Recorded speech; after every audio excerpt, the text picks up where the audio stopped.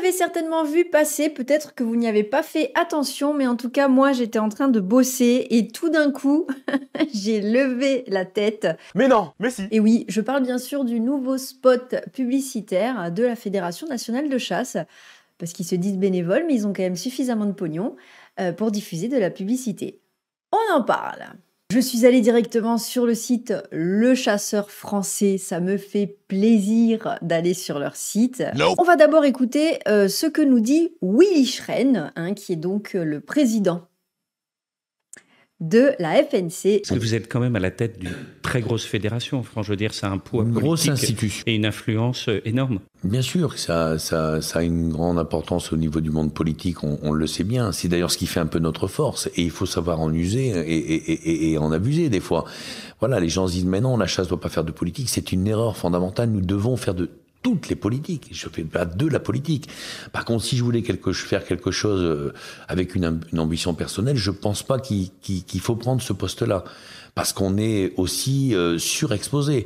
Je vais pas vous refaire, je dirais, ce qui s'est passé dans ce mandat de 6 ans, on en parlera peut-être ensuite, mais voilà, il y a eu des périodes douloureuses, où quand vous prenez des positions, vous dites, il y a quand même des tas de gens qui veulent vous tuer. C'est au sens premier du terme. Donc voilà, si on veut une ambition politique personnelle, je pense que c'est pas le bon chemin à prendre d'accéder jusqu'à la présidence nationale des chasseurs. On peut l'imaginer plus si on est au niveau départemental. Voilà. On va faire un point sur le spot de cette campagne donc TV 2023. Je crois que c'est la 3e fois, parce qu'il me semble bien que l'année dernière ou l'année d'avant, j'avais vu passer effectivement déjà un spot publicitaire qui m'avait énervé. Mais là, je dois dire que franchement, niveau com, on est à la limite du Disney. Je vous laisse juger, on regarde et on réagit juste après. La chasse, on sait, il y a débat. Pourtant, sait-on vraiment ce qu'est la chasse ? On peut dire que c'est une force de bénévoles dévoués. On peut dire qu'en évitant la destruction de nombreux hectares de culture, c'est la protection de notre alimentation. On peut dire qu'elle évite de multiples collisions routières chaque année. Oui, on peut dire tout ça. Mais ce n'est pas suffisant. C'est aussi un sentiment plus fort. Celui de se reconnecter à la nature. Mais ça, ce n'est pas en 30 secondes qu'on peut le ressentir. Alors, les chasseurs vont pour la 3e année consécutive, donc voilà, ça fait bien 3 ans, à la rencontre des téléspectateurs du 2 au 30 avril 2023 avec un spot de 30 secondes, original sur la forme et didactique sur le fond. Ils bénéficient d'un plan média puissant avec plus de 1300 passages télévisuels et une large diffusion sur le digital. La nouvelle campagne TV de la FNC répond à la question « Savez-vous vraiment ce qu'est la chasse ?» qui fait tant débat. Après avoir mis en avant l'année dernière les actions positives des chasseurs pour la sauvegarde de la biodiversité, a-t-on vraiment besoin de parler de ça ? Ce nouvel épisode répond à la délicate question du rôle de la chasse. Le film assume dès les premières secondes que la chasse fait débat en faisant référence aux nombreux tweets qui agitent les réseaux sociaux, puis ce post interpelle le téléspectateur en lui posant directement la question « Sait-on vraiment ce qu'est la chasse ?» Et oui, parce qu'on est con, donc on ne sait pas ce qu'est la chasse. Nous, on entend juste des tirs, on sait juste qu'il y a des animaux qui meurent, mais en fait, on ne sait pas vraiment ce qu'est la chasse. Ce film fait le pari d'apporter des éléments concrets de réponse aux téléspectateurs, tout en le transportant vers une réalité plus personnelle, vécue par chaque chasseur, ce besoin absolu de reconnexion avec la nature. Ce spot prend par la main le téléspectateur dans un long plan séquence qui lui fait vivre, grâce à des incrustations d'images sur des paysages réels, différentes actions des chasseurs et leurs conséquences positives pour la société. Aider à lutter contre les incendies, protéger les cultures agricoles des dégâts de sangliers, limiter les collisions entre les voitures et le grand gibier, tels sont les exemples mis en avant, avec un traitement original des images qui met le téléspectateur directement en situation et en dit plus que de longs discours. Le point d'orgue de ce film est la rencontre d'un homme, chasseur, et d'un cerf, car la chasse est aussi et avant tout un besoin vital de reconnexion avec la nature. On a vraiment un gros souci là-dessus, quand même. Les gens de la protection des animaux et les chasseurs, c'est qu'on ne peut pas être d'accord sur ce sujet. On est dans une dissonance cognitive totale, on est dans un spécisme total, c'est-à-dire j'aime mon chien mais je vais buter du sanglier. Et encore j'aime mon chien, bon voilà, ça reste à démontrer aussi. Mais on est dans quelque chose de totalement fou. On ne peut pas, dans une même phrase, dire qu'effectivement on aime la nature et en même temps buter la nature. Dans une précédente vidéo, j'ai mis un court extrait d'un passage de Richard sur Terre, qui est un chasseur youtubeur, et qui expliquait justement ce lien qu'il y a entre le chasseur et la nature, et que presque en fait, c'est le chasseur, il n'y a pas plus amoureux de la nature en fait que le chasseur. Et j'ai eu pas mal de réactions et bon, qui sont moi je discute, hein, donc il y a pas de souci. En plus, c'est beaucoup plus facile pour moi de discuter avec des chasseurs, par l'intermédiaire du coup d'une vidéo, d'un support, du coup, plutôt qu'en face, parce qu'en face, j'ai tendance à beaucoup m'énerver. Donc là, au moins par écrit, j'ai le temps de laisser passer un petit peu de temps, de répondre, de choisir mes mots et cetera, sans rentrer du coup dans une communication violente, de laquelle je suis consciente qu'il ne sort jamais rien de bon, en fait, hein. Donc ça, mais ça fait partie de moi, de mon caractère. Il y a des sujets sur lesquels, en fait, je n'arrive pas à entendre certaines choses, je n'arrive pas à garder mon calme parce que pour moi, c'est illogique et j'en ai déjà parlé concernant la viande. À partir du moment où c'est pas logique, en fait, je comprends pas pourquoi il peut y avoir débat. Pour moi, il n'y a pas de débat. Donc, je remercie en tout cas les chasseurs qui viennent sur mes vidéos pour qu'on puisse discuter de ça ensemble. Je ne serai jamais d'accord avec vous, qu'on soit clair. Je pense d'ailleurs que vous ne venez pas dans une démarche pour me convaincre. De toute façon, on a bien saisi le sujet de cette chaîne YouTube. De la même façon que quand je parle par exemple de Richard sur Terre, eh bien, je vais d'abord voir certaines de ses vidéos, hein. Je ne vais pas critiquer quelqu'un ou prendre un extrait, puisque là, je ne l'ai même pas critiqué, mais prendre un extrait sans savoir de quoi il parle. C'est intéressant, ce qu'il dit, il n'y a aucun souci, mais c'est forcément d'une vision avec un filtre qui est totalement opposé au mien et à des millions de personnes qui sont contre la chasse. Donc, on ne peut pas parler le même langage à partir du moment où il y a la mort. Et que des solutions autres existent, je vois pas pourquoi en fait il y aurait débat et pourquoi j'essaierai en tout cas de comprendre les arguments d'en face. Donc on retrouve là encore, on le voit, c'était une petite aparté mais c'était intéressant de le dire là parce que c'est le sujet. On revoit effectivement, hein, ici c'est vraiment ce qu'on nous redit, hein, le point d'orgue de ce film est la rencontre d'un homme chasseur et d'un cerf, car la chasse est avant tout un besoin vital de reconnexion avec la nature. Donc on sent vraiment que les chasseurs, la Fédération nationale de chasse a besoin en tout cas de nous faire penser une fois de plus que c'est pas juste des assassins, hein, c'est des assassins amoureux de la nature. Un besoin que partagent de plus en plus les citoyens en manque de nature. La signature du film rappelle simplement que la FNC est agréée au titre de la protection de l'environnement, ce qui est la preuve de la reconnaissance par l'État des actions menées par les chasseurs. Alors là, c'est également un point important parce que ça rejoint ce que disait tout à l'heure donc notre cher Willy. C'est politique. C'est politique. Les chasseurs font partie intégrante du paysage politique. On veut nous faire croire que non. Alors les chasseurs, eux, on l'a entendu avec Willy Schren tout à l'heure, lui il est très fier de dire que oui, il faut aller vers la politique et puis c'est politique et c'est d'ailleurs pour ça qu'il le reconnaît lui-même, ils ont cette visibilité en tout cas et cette écoute. Mais par contre, du côté des politiques, ça coince un petit peu plus. On n'a pas trop envie d'être associé à ça parce qu'il y a quand même une majorité de gens, il suffit de voir les statistiques, qui sont contre la chasse. Mais à côté de ça, la chasse rapporte de l'argent et des électeurs. Donc, est-ce qu'on est capable, quand on se présente à une élection présidentielle, d'avoir les cojones de dire non, moi la chasse, je veux l'interdire et on va travailler avec les chasseurs pour trouver d'autres solutions. Ce sont des bénévoles. Donc, contrairement à l'argument que l'on peut entendre concernant les éleveurs, où on nous dit « Oui, mais attends, toi, MK, tu veux fermer tous les abattoirs, tu veux arrêter l'élevage, tu veux que tout le monde devienne végétalien. » Oui, mais l'argument que je reçois en face, c'est que oui, tu vas mettre, si on t'écoute, tu mets des millions de personnes au chômage, etc.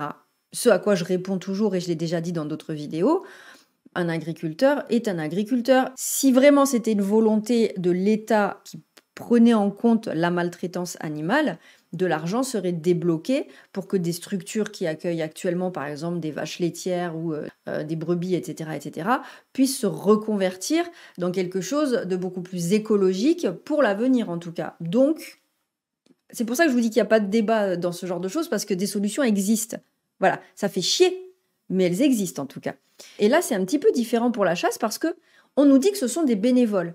Donc, en interdisant la chasse et en trouvant d'autres solutions, on ne met personne au chômage en fait.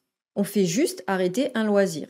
Il y a plein d'autres choses à faire à part chasser des animaux, traquer des animaux dans la forêt. Si vous aimez tant la nature, du coup, il y a énormément de choses à faire, d'activités à faire en lien justement avec la nature pour vous reconnecter.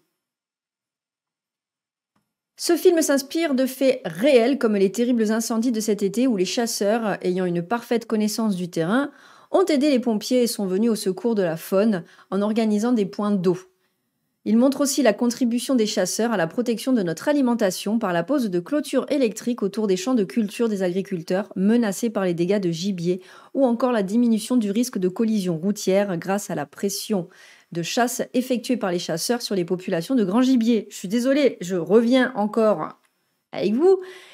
Nous ici, à chaque fois qu'il y a des accidents sur la route, c'est des lendemains de chasse ou des soirs où dans la journée il y a eu de la chasse. On va traquer des animaux dans leur habitat naturel, les poussant vers les villes, les villages. Et donc, on se retrouve forcément avec des collisions sur la route, avec des marcassins et leur papa-maman qui se baladent dans les villages et puis qui ouvrent des sacs poubelles pour se nourrir, etc. En fait, je comprends pas qu'on essaye de nous faire penser que c'est l'inverse, en fait. Je comprends pas qu'on nous dise que s'il n'y avait pas de la chasse... dès qu'on sortirait de chez nous et qu'on prendrait la voiture, bim, on percuterait un sanglier. C'est pas vrai. Là, à l'heure actuelle, il y a un gros problème d'eau. Nous, ici, on est en restriction, comme partout. Eh bien, hier, mon beau-père, en allant simplement randonner, mais en restant sur une route, il s'est retrouvé avec 3 marcassins qui étaient là sur le bord de la route. Les parents ne devaient pas être loin, mais ils sont à la recherche d'eau. Ils n'en peuvent plus. Et donc, en plus d'avoir soif, on leur tire dessus. Je ne sais pas s'il y a vraiment une logique dans tout ça. Rappelons que ces dizaines de milliers de collisions ont provoqué en moyenne ces 3 dernières années plusieurs centaines de blessés et une dizaine de décès par an. Faudrait du coup regarder... Tiens, je vais le faire tout de suite.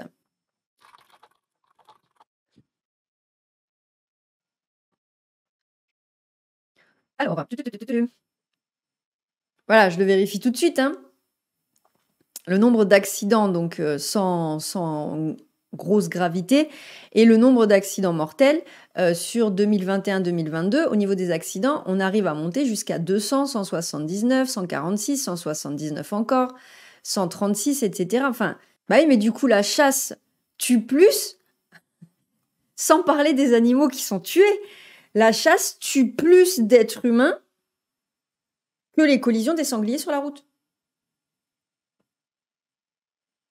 Tout ce qui est montré dans ce film est véridique. C'est pourquoi la volonté de la FNC a été de ne pas tourner avec des comédiens, mais avec des vrais gens, chasseurs, agriculteurs, pour révéler cet apport réel de la chasse à la société. Cette campagne est dotée d'un plan média puissant, avec 1300 passages sur les groupes de TF1, M6, France Télévisions, Canal+, Énergie, RMC et diverses chaînes thématiques. Il est à noter que ce film passera cette année pour la première fois sur les chaînes du groupe France Télévisions. La campagne a été lancée hier, le dimanche 2 avril. Allez, encore quelques jours et ça sera fini.